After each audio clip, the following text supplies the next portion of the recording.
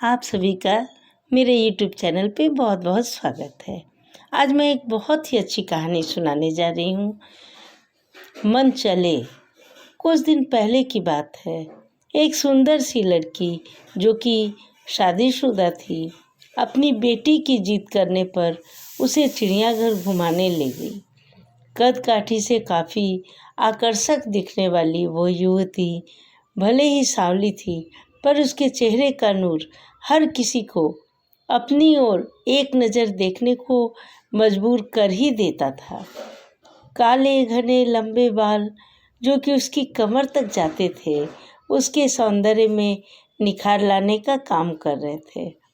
उसके साथ में उसकी छोटी बेटी थी, जो कि उसकी उंगली पकड़ के बारी बारी से अलग अलग जानवरों को उनके बारे में आगे जाकर देख रही थी।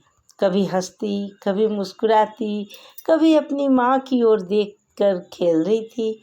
वही चिड़ियाघर में एक आवारा और मनचले लड़कों का झुंड भी था, जो उस लड़की को देखते ही उसके सौंदर्य पर फिदा हो गया। उनमें आपस में होड़ लग गई। वे एक दूसरे से कहने लगे, देख तेरी भाभी आ रही है। दूसरा कहता है, चल पगले, भाभी तो तेरी है, मेरी तो जाने मन है। ऐसे भद्दे और अश्लील कमेंट करते हुए वे लड़के उस लड़की के आगे पीछे घूमने लगते हैं, लेकिन वो लड़की उन बेशर्म लड़कों को इग्नोर करते हुए अपनी बेटी के साथ मस्ती करते हुए आगे बढ़ती जा रही थी। उसके प्रति कोई भी प्रतिक्रिया न देखकर वे लड़के अब और भी ज़्यादा जोर शोर के साथ उसका पीछा करने लगते हैं। एक लड़का जो ज़्यादा ही जोश में था, आगे जाकर शेर के बाड़े वाले पिंजरे के छत पर कूदकर बैठ जाता है और गाना गाने लगा, तेरा ध्यान किधर है, तेरा हीरो इधर है। उसकी ओर कुछ इशारे भी करने लगता है। लड़की को अभी भी उसका गाना तनिक भी विचलित नहीं कर रहा था। ऐसा लग रहा था मानो उसे कोई फर्क ही नहीं पड़ रहा है। वो कुछ सुन ही नहीं रही थी। वो तो अपने बेटी के साथ मस्ती करने में व्यस्त थी। लड़की का ध्यान अपनी ओर आकर्षित करने के चलते जो उछल कूद कर रहा था, वो गलती से ये क्या शेर के बाड़े में गिर गया। अचानक से ये क्या हुआ, उसे कुछ समझ नहीं आया। लेकिन जब वो थोड़ा होश में आया तो शेर के बाड़े में गिर चुका था। उसके पैरों तले जमीन खिसक गई, उसका गला सूखने लगा।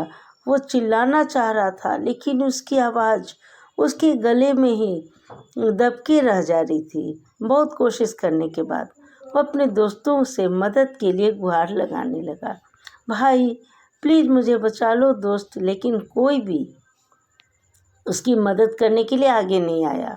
दूसरी ओर जैसे ही शेर ने देखा कि उसके बाड़े में कोई शिकार आया है, वह दबे पांव पैर आगे बढ़ाने लगा। शेर के चेहरे, आंखों का खौफ देखते ही लड़के का तो हाल बेहाल हो गया।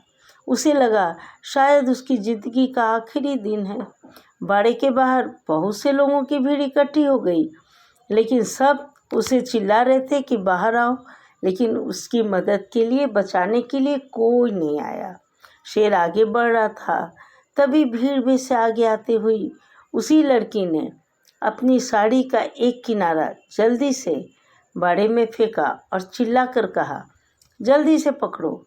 लड़की ने अपनी पूरी साड़ी उतार दी और बाकी लोगों की मदद से एक छोर पकड़े रही।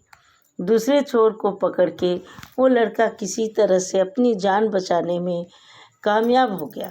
जैसे ही वो बाड़े की दीवार कूद के बाहर आया, वहाँ पर मौजूद सिक्योरिटी गार्ड ने गरजते हुए कहा, तुम्हें होश भी था? तुम क्या कर रहे थे इस खूंखार शेर के बाड़े के पास? अगर ये बहन तुम्हारी मदद के लिए आगे ना आती तो तुम अब तक शिकारी शेर के पेट में चले गए होते। सिक्योरिटी गार्ड की बात सुनकर उसने एक नज़र अर्धनग्न ब्लाउज और पेटीकोट में खड़ी लड़की की ओर डाली।